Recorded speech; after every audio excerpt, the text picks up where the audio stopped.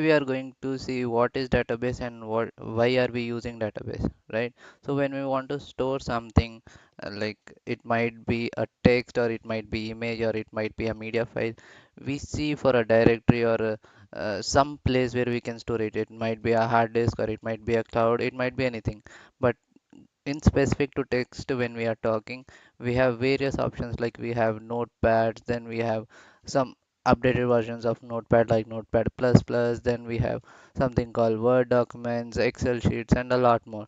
Then what is database and why are we using database? Because again, database in a overall picture, it is nothing but a place where we store data again, right? So as the evolution of place where we store the data happens, we are coming up with new fonts, new colors, varieties of shapes, and all those animations that we can use to include along with our data.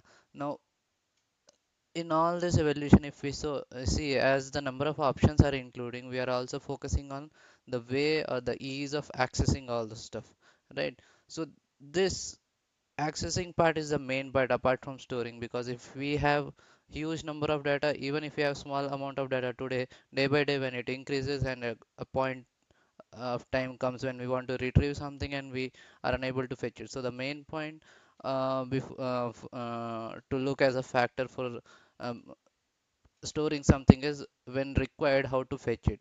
So then we have something called databases. In databases today we are going to read about only SQL, because apart from SQL we have something called NoSQL.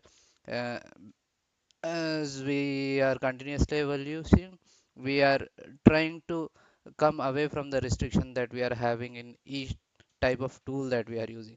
So in database, for demonstration, I'm going to use this ID, Microsoft SQL Server Management Studio.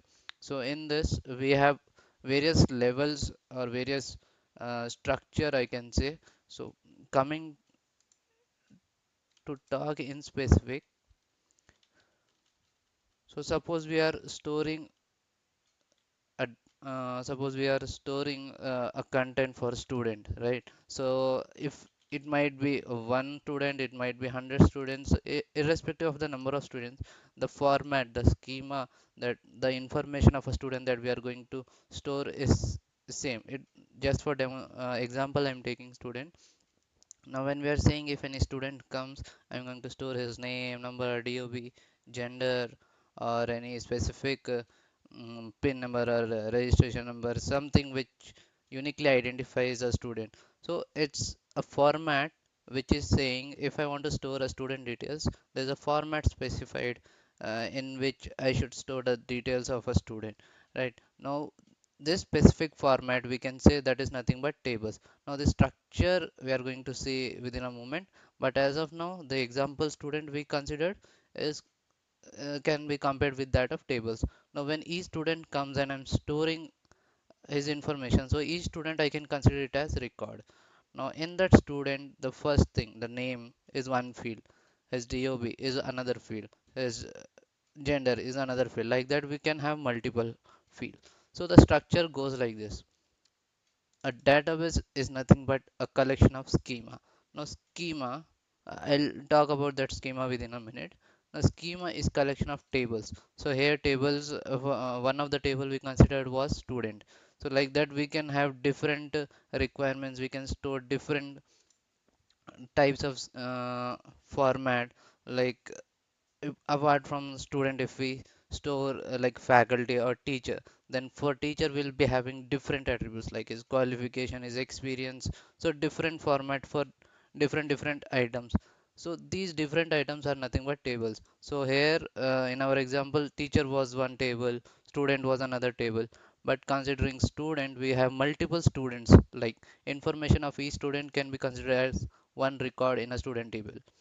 In synonym to record, we also call it as a tuple of a student table or table, right?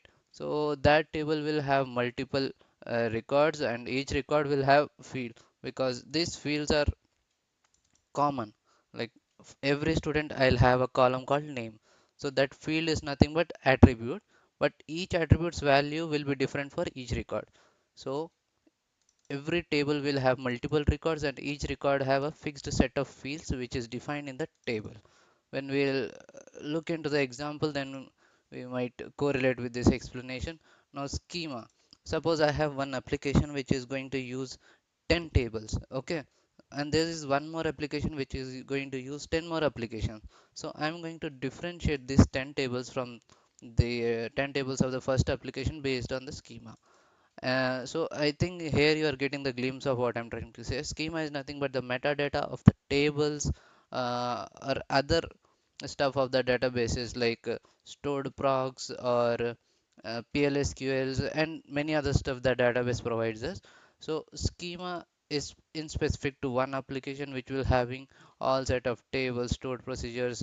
Now what is stored procedures and all, that is a later part, but that is what schema is. So if we have multiple sets of schema, that is called as database. So if I'm creating one more application which also has a table student, I'm not going to use the student table of the first application. I'm going to create a new schema.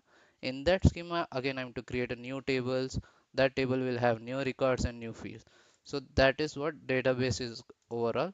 Now in the next video, we are going to create a new schema under this database. So here if you can see, system databases is one schema, ABC is one schema, this is one schema, this is one schema. Like that, I'm going to create a new schema.